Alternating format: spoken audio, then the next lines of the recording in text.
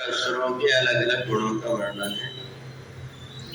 त्रिविधम नरकस्येदं द्वारम नाशनम् आत्मना कामः क्रोधः तथा लोभः तस्मात् एतत् त्रयं त्यजेत्।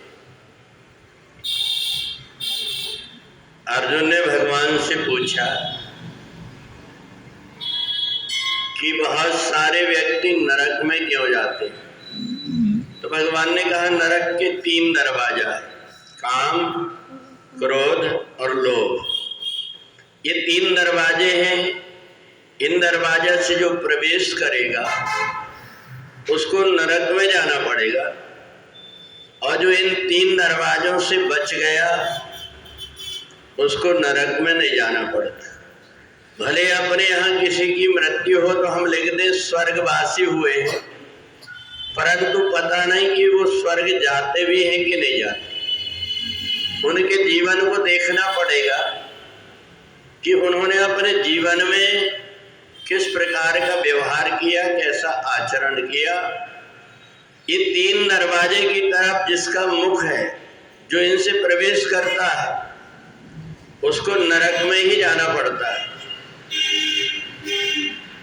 ऐसा नहीं है कि काम, क्रोध, लोभ से कोई बचा हुआ। प्रत्येक व्यक्ति को तीनों है जो ग्रसित किए हुए, परंतु एक व्यक्ति वो है जो इनके वश में हो जाता है, और एक व्यक्ति वो है जो इनको अपने वश में कर लेता है। नमक खारा होता है, परंतु हमें पता है कि सब्जी में कितना डाला जाता है। जितनी सब्जी है उसके बराबर हमने नमक डाल दिए, वो भोजन हमारे काम का नहीं रह पाता।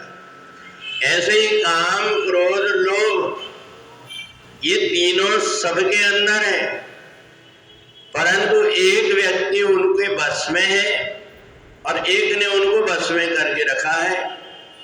हम सहज में ऐसा समझे कि जैसे नाव है, नाव बिना पानी के नहीं चलती, परंतु उसी नाव में जब पानी भर जाता है तो डुबा देता है नाव।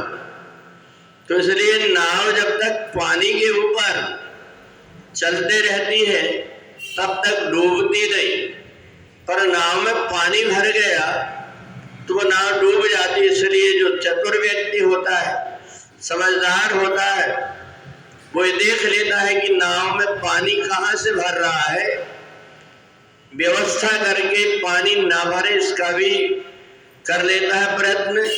और पानी भरा हुआ है तो उसको सत्संग से, भजन से, कीर्तन से, परमात्मा की कथा से अलग उलेच करके कर देता है। परंतु जो व्यक्ति आशा पास सतैर्बद्धा काम क्रोध परायण, एक व्यक्ति वो है जो इसी में ही रचा बचा है, उस व्यक्ति को कितना भी कर ले उसको नरक जाना पड़ता है। तो इसलिए ये 2 प्रकार के देवता और असुर जैसे स्वभाव वाले व्यक्ति हैं। तो इनके जो काम, क्रोध और लोभ से ग्रसित है, वो व्यक्ति जब कभी किसी से व्यवहार करेगा अपना स्वार्थ देख करके करेगा।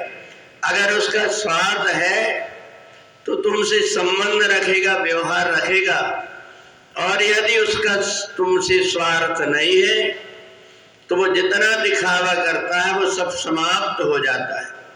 इसलिए देवता जैसे स्वभाव वाला व्यक्ति वो है, मैं अगर किसी को सुख नहीं दे सकता तो मेरे व्यवहार से कोई दुखी ना हो, इसका ध्यान रखे।